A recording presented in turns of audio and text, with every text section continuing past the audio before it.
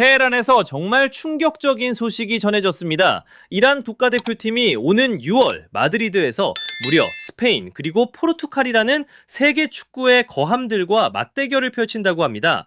자, 그런데 지금 우리 서울의 상황은 어떻습니까? 침묵. 오직 침묵뿐입니다. 정말이지 소름 돋는 적막감이 흐르고 있습니다. 여러분, 한번 생각해 보십시오. 중동의 이란이 유럽의 거대한 상어들을 사냥하기 위해 발빠르게 움직이는 동안 월드컵 포트의 자격의 대한민국은 지금 전 세계로부터 철저히 외면당하고 있습니다. 이게 과연 운이 없어서일까요? 아니요, 절대로 아닙니다. 이건 우리 대한축구협회 KFA의 처참한 외교적 무능이 불러온 명백한 수치이자 굴욕입니다. 대체 우리 축구의 위상은 어디로 가고 있는 것입니까? 저 김준석이 오늘 KFA의 무능함이라는 이 무거운 고발장을 여러분 앞에 낱낱이 아주 날카롭게 파헤쳐 보겠습니다. 2026년 월드컵이 정말 코앞으로 다가왔습니다. 우리 대표팀 사상 처음으로 포트이라는 유리한 위치에 올라섰습니다.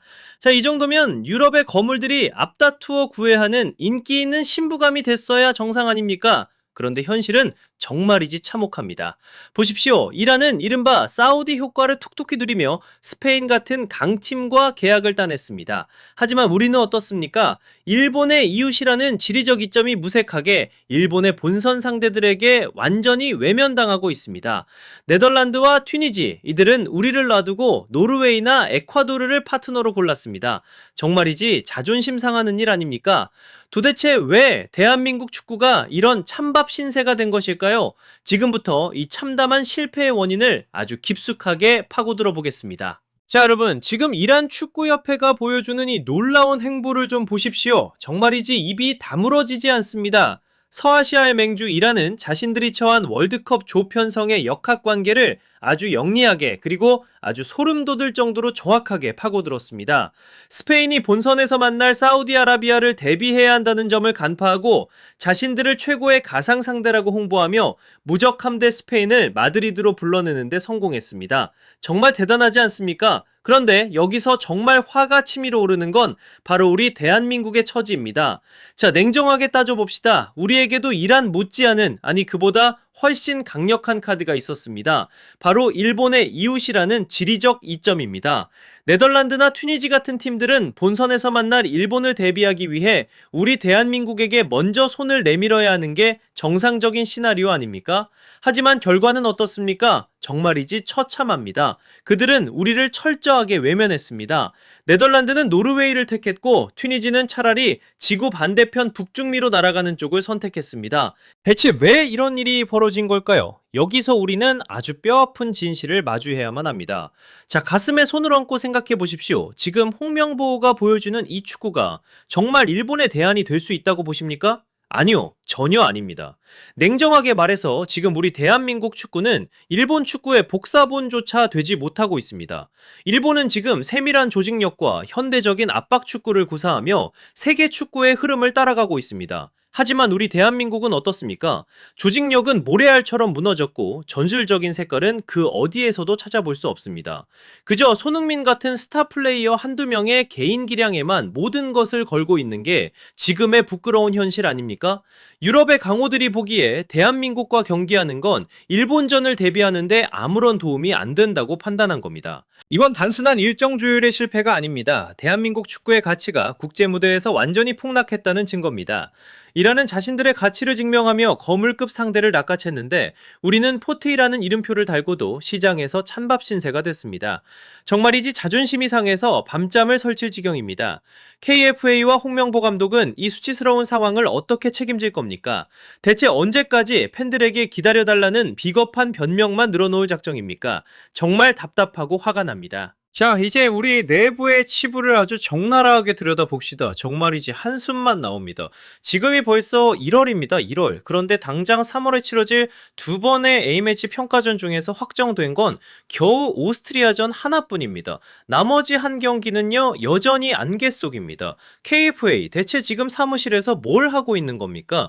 이란이 월드컵 본선 진출국들과 발빠르게 협상을 마무리하고 세계 최강들과의 일정을 확정 지을 때 우리 협회는 우리는 그저 누군가 전화를 걸어주기만을 기다리는 국어라는 처지로 전락했습니다. 정말이지 이게 말이 됩니까? 명색이 대한민국 축구입니다. 아시아의 호랑이라고 자부하던 우리가 왜 이렇게 비참해진 겁니까? 홍명보 감독의 발언은 더 가관입니다. 조금 더 기다려봐야 한다고요? 유연하게 접근하고 있다고요? 자, 정말 웃음밖에 안 나옵니다. 그 유연한 접근이라는 말, 사실은 아무런 대책도 없고 아무도 우리를 불러주지 않는다는 무능함을 감추기 위한 비겁한 포장지 아닙니까?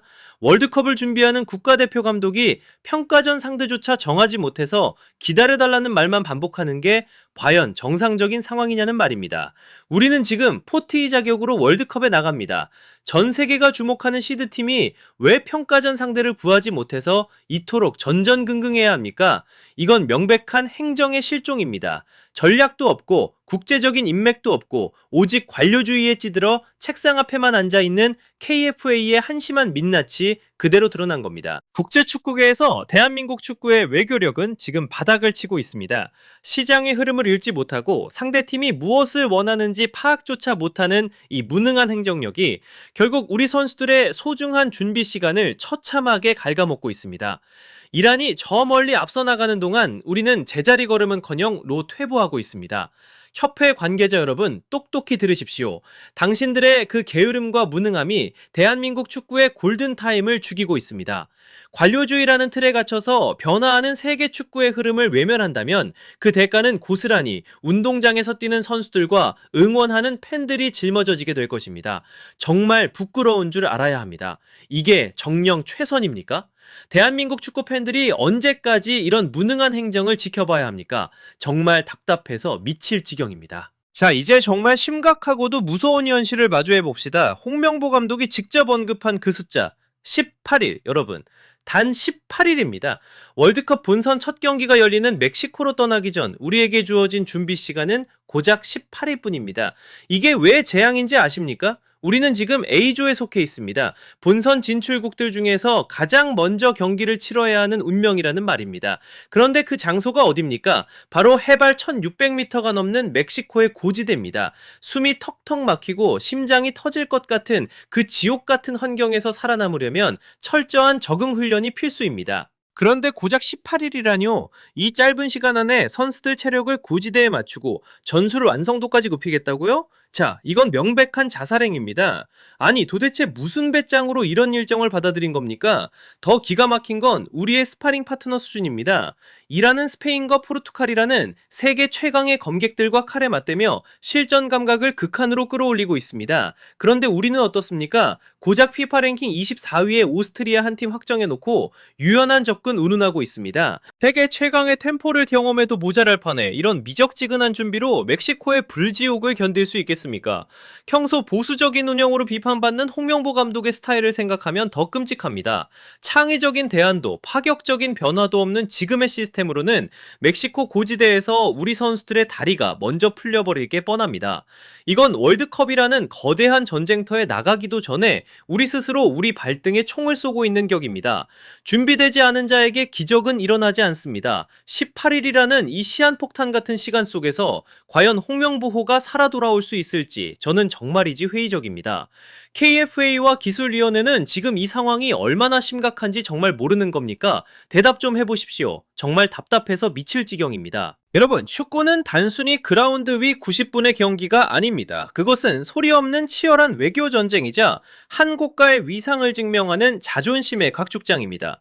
자, 보십시오. 이란에 뒤처지고 전 세계로부터 철저히 외면당하는 지금의 이 참담한 현실은 우리 대한민국 축구가 얼마나 처참하게 퇴보하고 있는지를 보여주는 명백한 증거 아닙니까? 도대체 언제까지 손흥민 선수 한 명의 이름 뒤에 숨어서 현실을 부정할 작정입니까? 이제 그 비겁한 방패를 내려놓으십시오. 진짜 문제는 현장을 모르는 지도부의 낡아빠진 사고방식과 무능한 행정력에 있습니다. 지금 당장 뼈를 닦는 혁신과 반성으로 깨어나지 않는다면 2026년 월드컵은 과거의 영광에만 취해 잠들어 있던 대한민국 축구의 초라한 몰락을 전 세계의 생중계로 폭로하는 수치의 자리가 될 것입니다. 우리에게 필요한 건 실천 없는 빈 껍데기뿐인 약속이 아니라 죽어가는 한국 축구를 살릴 수 있는 단호하고 즉각적인 행동입니다. 정말이지 정신 똑바로 차려야 합니다. 이게 마지막 경고입니다. 오늘의 이 처참한 외교적 패배는 우리에게 정말이지 뼈아픈 교훈이 될 것입니다. 하지만 제가 이렇게 날카로운 비판을 쏟아내는 이유는 단 하나, 바로 대한민국 축구를 누구보다 사랑하기 때문입니다. 저는 우리 태극전사들이 멕시코 땅에서 그저 그런 들러리가 아니라 당당하게 기계를 떨치는 주인공이 되기를 간절히 바랍니다. 부디 이번 차가운 소나기가 KFA의 잠든 정신을 번쩍 깨우는 계기가 되기를 바랍니다. 지금까지 저 김준석의 견해였습니다. 여러분의 생각은 어떠십니까? 우리가 이란에게 이렇게까지 무기력하게 밀리는 현실을 여러분은 과연 받아들이실 수 있습니까? 아래 댓글창에 여러분의 뜨거운 의견을 남겨주십시오. 그리고 더 뜨겁고 날카로운 분석을 절대 놓치지 않으시려면 구독과 좋아요, 알림 설정까지 꼭 부탁드립니다. 그럼 저는 다음 시간에 다시 찾아뵙겠습니다. 여러분 고맙습니다.